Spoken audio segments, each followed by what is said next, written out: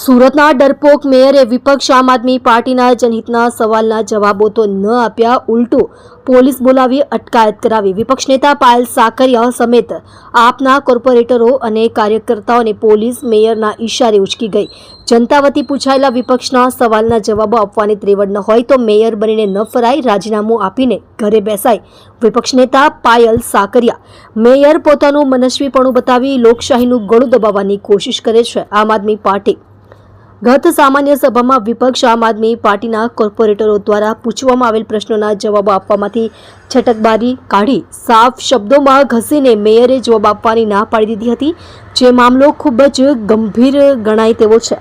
આ મુદ્દે આમ આદમી પાર્ટીના કોર્પોરેટરો અને પદાધિકારીઓ મેયરને રજૂઆત કરવા અને સવાલના જવાબો માંગવા ગયા હતા, પરંતુ રાબેતા મુજબ જ મેયરે અડધો કલાક જેટલો સમય વિપક્ષના કોર્પોરેટરોને તેમની ચેમ્બરની બહાર રાહ જોડાવી હતી।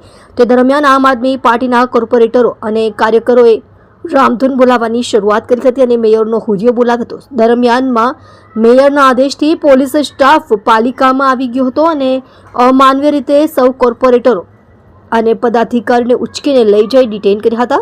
ડિટેન થયેલા કોર્પોરેટરોમાં વિપક્ષ નેતા પાયલ સાકરિયા, ઉપનેતા મહેશભાઈ અણધણ, વિપક્ષ દંડક રચનાબેન હિરપરા, કોર્પોરેટરો વિપુલ સુહાગિયા સહિત લોકસભા ઇન્ચાર્જ રજનીકાંત વાઘાણી અને અન્ય કાર્યકરો હતા। વિપક્ષ આમ આદમી પાર્ટીએ આ ઘટના બાદ મેયર પર આરોપ લગાવ્યો હતો કે તેઓ પોતાનું મનસ્વીપણું બતાવે છે અને લોકશાહીનું ગળું દબાવવાનો પ્રયાસ કરી રહ્યા છે।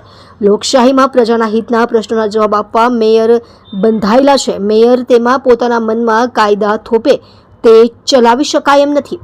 સામાન્ય સભામાં કોર્પોરેટરોને સવાલો પૂછવાનો બીપીએમસી એક્ટ મુજબ હક છે અને આ હક પર તરાપ મારીને લોકશાહી પર મેયર સીધો હુમલો કરી રહ્યા છે અને પોતાને કાયદાથી પણ ઉપર સમજી રહ્યા છે।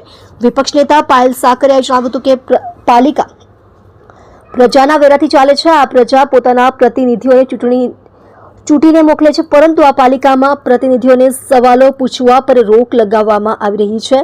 તે પ્રજાના જનાદેશનું અપમાન છે। મેયર લોકશાહી વિરુદ્ધનું આવું કૃત્ય કરી પાલિકામાં થતો ભ્રષ્ટાચાર જનતા કે મીડિયા સમક્ષ ન આવી શકે અને વધુમાં વધુ ભ્રષ્ટાચાર થઈ શકે તે માટે આયોજન કરી રહ્યા છે।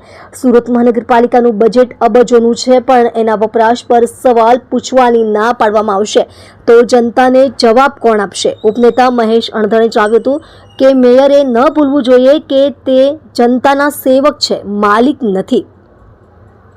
પાલિકા કોઈના બાપ દાદાની પેઢી નથી। અહીં કાયદા મુજબ કામ થાય નહીં। આપ જોઈ રહ્યા છો ગુજરાતની સૌથી પહેલા ખબર આપતી Surat express news channel, director Rajesh મંગલેની સાથે।